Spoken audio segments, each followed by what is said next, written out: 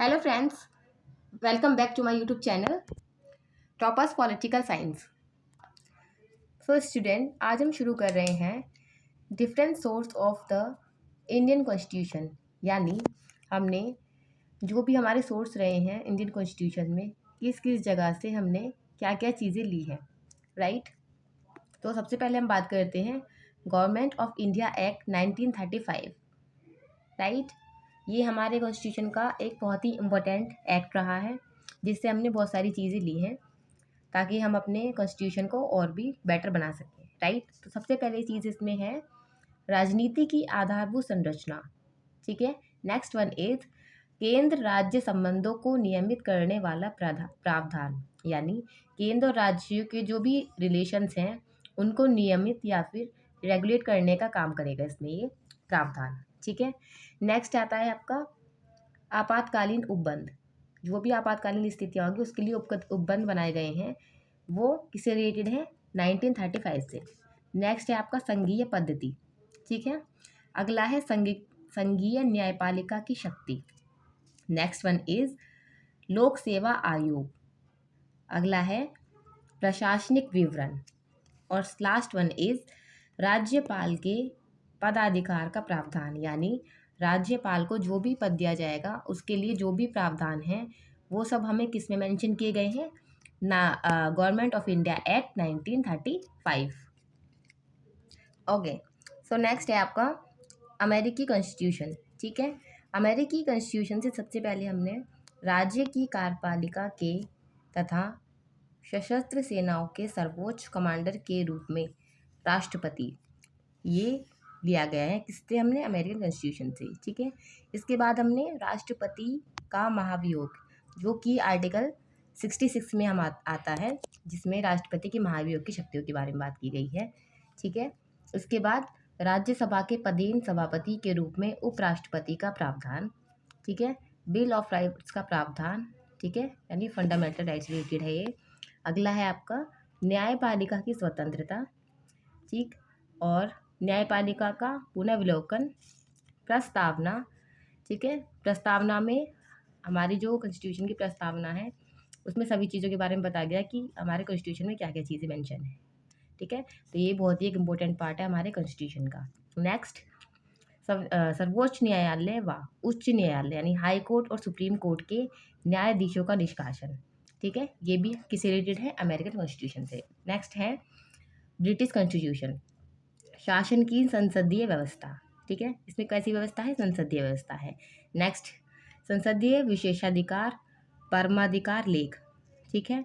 Next द्विसदनीय व्यवस्था, यानी कि द्विसदनीय व्यवस्था संसदीय व्यवस्था से मतलब है, यानी कि इसमें दो सदन होंगे, ठीक है, ऊपरी सदन और निचला सदन, जैसे कि राज्यसभा और लोकसभा। नेक्स्ट है आपका विधि निर्माण की प्रक्रियाएं, ठीक है। विधि निर्माण यानी कि कानून की जो भी प्रक्रिया है वो, ठीक है। फिर विधि का शासन, ठीक है, जो भी कानून बनाए जाएंगे उसका शासन। एकल नागरिकता, तो उसमें ब्रिटिश कॉन्स्टिट्यूशन में क्या है? ब्रिटिश कॉन्स्टिट्यूशन से हमने एकल नागरिकता भी ली है। तो भारत में क्या है? एकल नागरिकता है, हम एक बार में एक ही देश के नागरिक हो सकते हैं, ठीक है। इसके अलावा मंत्रियों के दायित्व वाली संसदीय प्रणाली की हम यहाँ बात करते हैं, यानी मंत्री परिषद की। Okay, so constitution of Canada. अब हम देखेंगे कि कनाडा से हमने क्या क्या चीज़ें ली हैं, ठीक है, बोरो की हैं या फिर ली हैं।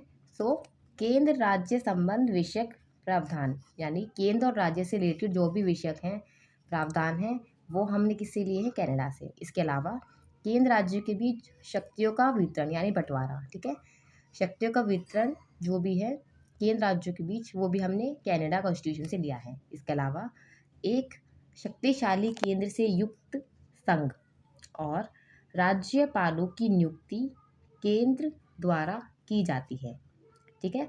राज्यपाल की नियुक्ति केंद्र द्वारा की जाती है, ऐसा कहाँ बताया गया है? कनाडा के कॉन्स्टिट्यूशन में, ठीक है। नेक्स्ट है राष्ट्रपति द्वारा उच्चतम न्यायालय से परामर्श की शक्ति। इसमें क्या होता है?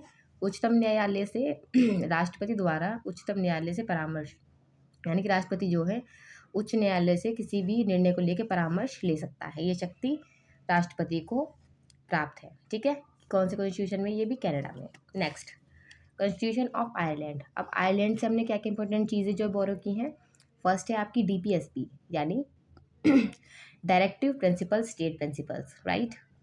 राज्य के नीति निर्देशक तत्व जो कि हमने कहाँ से लिए हैं, कॉन्स्टिट्यूशन ऑफ आयरलैंड से। जैसे कि फंडामेंटल राइट्स नागरिकों के लिए हैं, वैसे ही राज्यों के लिए कुछ प्रावधान दिए गए हैं जो कि हमें DPSP में दिए गए हैं, ठीक है। नेक्स्ट है राष्ट्रपति की निर्वाचन की प्रक्रिया। तो राष्ट्रपति को कैसे निर्वाचित किया जाएगा, उसके लिए क्या क्या स्टेप्स होने चाहिए, वो चीज़ हमने कहाँ से ली है, वो भी हमने आयरलैंड से, ठीक है। राष्ट्रपति द्वारा राज्यसभा के सदस्यों को मनोनीत करना, ठीक है। राष्ट्रपति द्वारा जो भी राज्यसभा के सदस्य हैं उन्हें हम मनोनीत करते हैं, नॉमिनेट करते हैं। ये भी शक्ति किस में है, ये भी शक्ति है आयरलैंड के कॉन्स्टिट्यूशन से हमने प्राप्त की है। अगला है आपका जर्मनी का वाइमर गणतंत्र। जर्मनी में क्या है, वीमर गणतंत्र है। और ये कब यूज़ होता है, आपातकाल में फंडामेंटल के स्थगन से संबंधित प्रावधान है। यानी जब भी देश में कोई आपातकाल स्थिति लगाई जाती है उस टाइम के लिए क्या क्या फंडामेंटल राइट्स को जो है कुछ टाइम के लिए स्थगन यानी कुछ टाइम के लिए टाल दिया जाता है या रोक दिया जाता है। सो स्टूडेंट, नेक्स्ट है ऑस्ट्रेलिया कॉन्स्टिट्यूशन, ठीक है। इसमें हम बात करते हैं समवर्ती सूची, ठीक है, यानी कॉनकरेंट लिस्ट, जिसमें हम भाषाओं की बात करते हैं, भाषाएं और भी काफ़ी सारी चीज़ें इसमें आ जाती हैं। कॉनकरेंट लिस्ट, व्यापार यानी बिजनेसेस, व्यापार, वाणिज्य तथा पारस्परिक संबंध, ये सब चीज़ें किससे ली हमने, ऑस्ट्रेलिया कॉन्स्टिट्यूशन से। इसके अलावा सहयोगात्मक यानी कोऑपरेशन, ठीक है, सहयोगात्मक संघात्मक, ये भी एक इम्पोर्टेंट पॉइंट है जो भी हमने ऑस्ट्रेलिया कॉन्स्टिट्यूशन से लिया है। इसके अलावा संसदीय विशेषाधिकार तथा दोनों सदनों की संयुक्त बैठक का प्रावधान।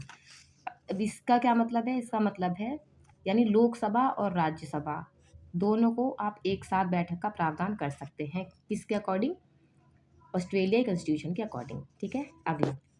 अगला है हमारा कॉन्स्टिट्यूशन ऑफ फ्रांस, ठीक है।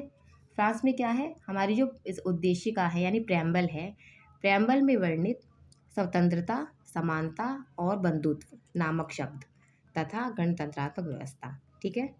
तो हमारी उद्देशिका से 4 शब्द जो हैं, कौन कौन से वर्ड हैं, स्वतंत्रता, समानता, बंधुत्व और गणतंत्रात्मक व्यवस्था।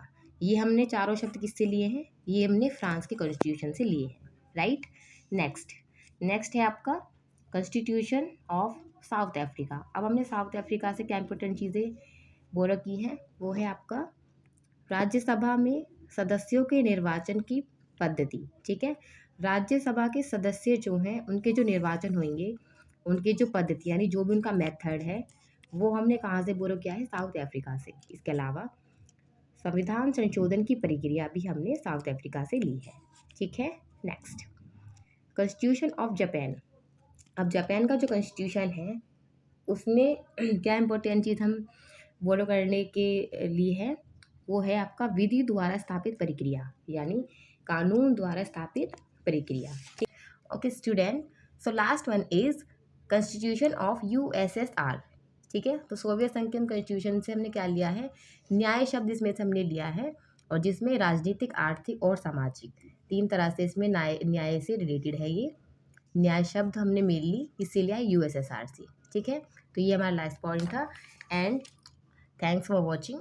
अगर आपको वीडियो अच्छी लगे तो लाइक करें, सब्सक्राइब करें एंड थैंक यू ऑल।